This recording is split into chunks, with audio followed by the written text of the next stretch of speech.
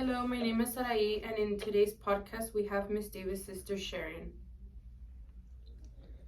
Hi, how you doing? Hello. Good, thank you. Oh, my name is Kimberly. And my name is Hannah. Okay, Hi. and the first question is, how old were you when you became pregnant?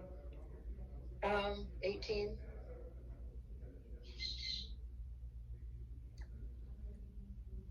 How did you tell your parents, and were they supportive?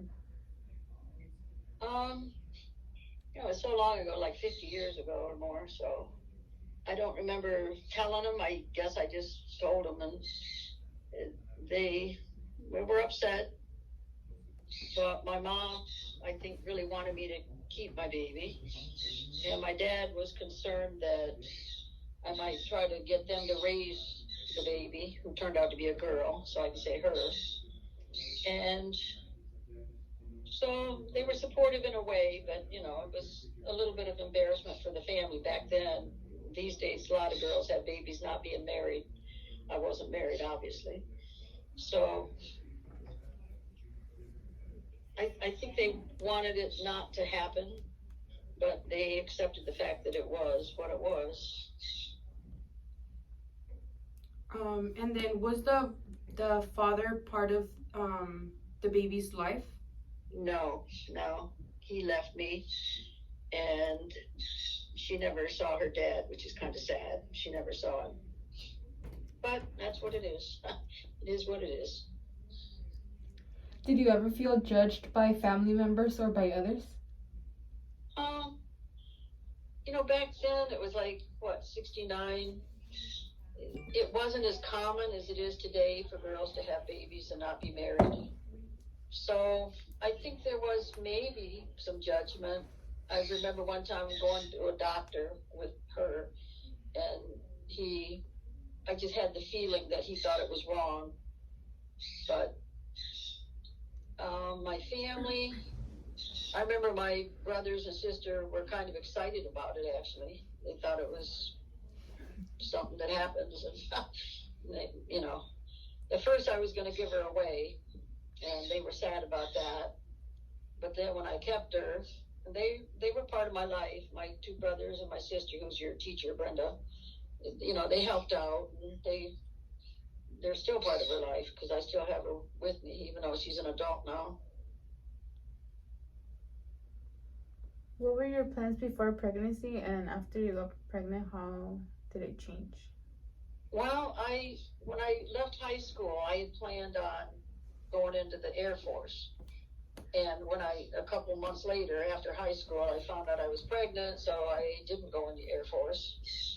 And I had always planned to go to college, and I ended up going to college, got a master's degree, and I wanted to be a teacher, and I was a teacher for 28 years in public school and 6 years in college level. So I still met my goals, even though I didn't go in the Air Force. But in the meantime, I ended up going in the Army for a few years. So I met those goals still, even though I kind of put them off for a while.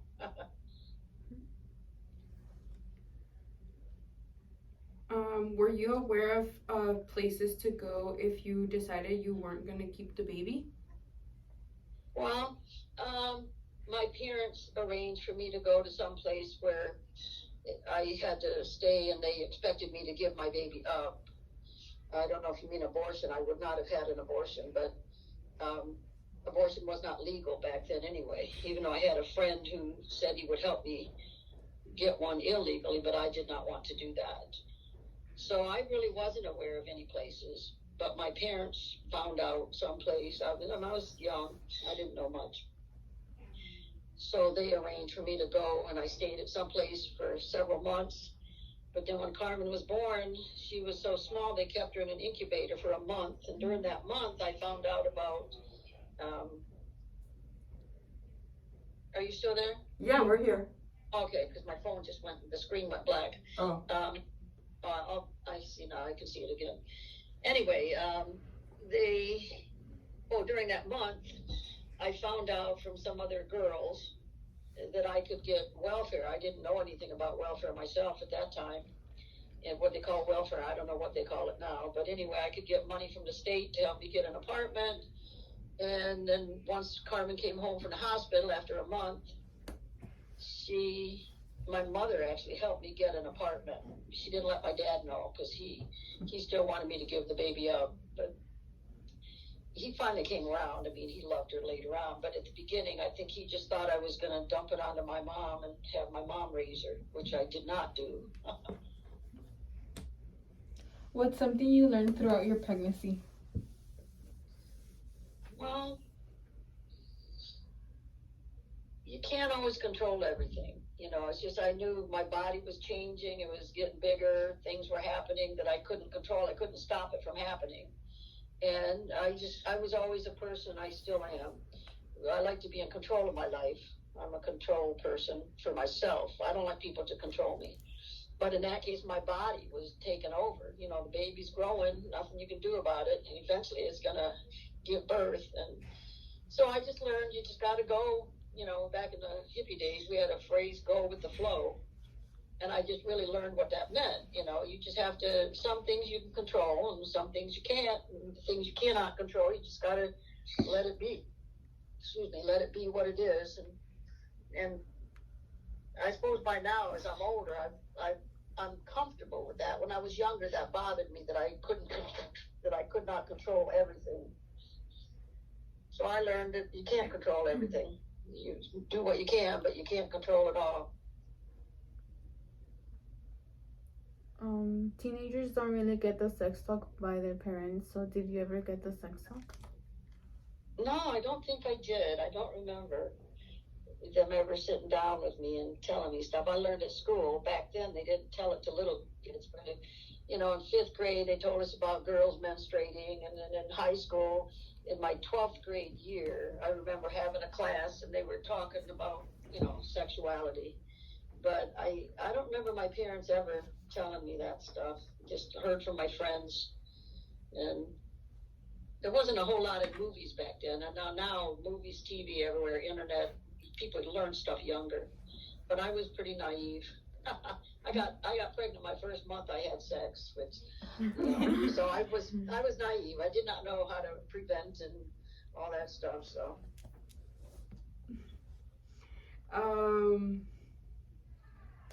how has having an adult daughter changed you as a person?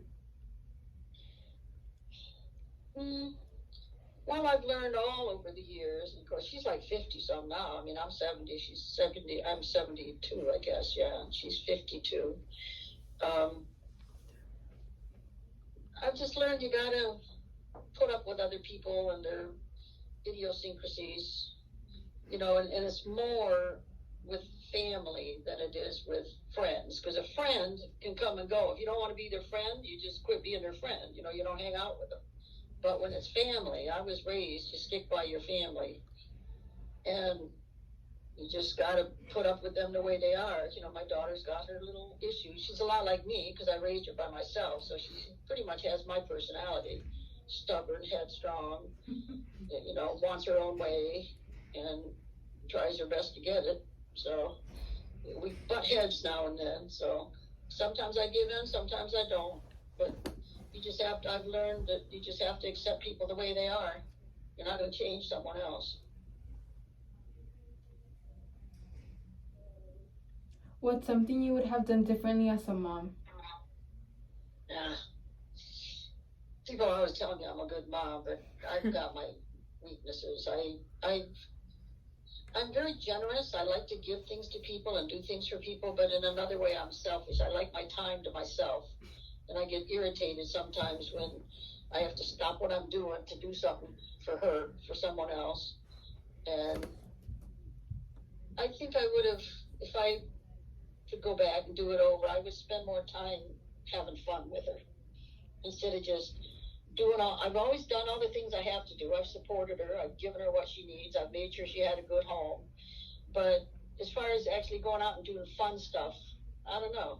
I always felt like, man, once I did all the things I had to do, housework, working, taking care of food and all that stuff, I felt like man, I want some time to myself. Leave me alone. You know, get out of my face and let me read a book or look at a movie or do something else. So I would try, if I could go back and do it over, I would try to do more fun stuff.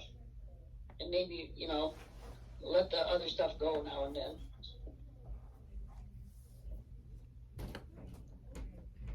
There's one more? Yeah.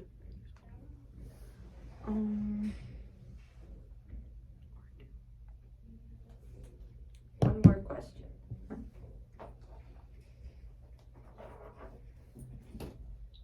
Actually, I don't have any. And then what does your daughter think about your parenting skills? I think she appreciates me, even though, you know, she's always asking for more. It seems like she's one of those people, no matter what you do, she wants to up the ante. She wants more. But I guess you can't help it. It's just who she is. But I think she appreciates me in the way that she can. I think most kids don't really appreciate all the sacrifices their parents make for them. I know I didn't. Wish I could go back and appreciate more. But I think she thinks I'm okay. In fact, one time, "You're my favorite mom," she said. That's good. But sometimes she calls other people mom, like Brenda. She calls Brenda mom, Auntie mom, you know. And she's called some other people that we used to live near in the next apartment. They had little boys, and she liked the boys, and she'd hang out with them. And she called her Flower Mom. The girl's name was Flower. And so she called her Flower Mom. So, you know, she calls other people mom sometimes. But she told me one time, "You're my favorite mom." I was surprised. They all do fun stuff with her. Like Brenda does fun stuff with her. She comes, visits now and then, and does fun stuff. And I do all the work. I support. You know, I give all the, I'm kind of like the mom and the dad together. So I do all the rough stuff, the hard stuff. And then someone else comes along and has fun with her, and she likes that. And I can't blame her. But sometimes, you know, it gets frustrating because I think I'm doing everything. I'm doing it all for you. And someone else, you want them because they're fun. Well, that's how people are, you know, they like having fun. Yes. And this was fun. Those were all of our questions. Thank you for participating and helping us out. Okay, I hope I didn't say too much. No, you're okay. No. Thank you. Yeah. Okay, good. Well, you're quite welcome. Okay, well, have a wonderful day. Okay. See you later, Brenda. Love you. Bye. I love you too.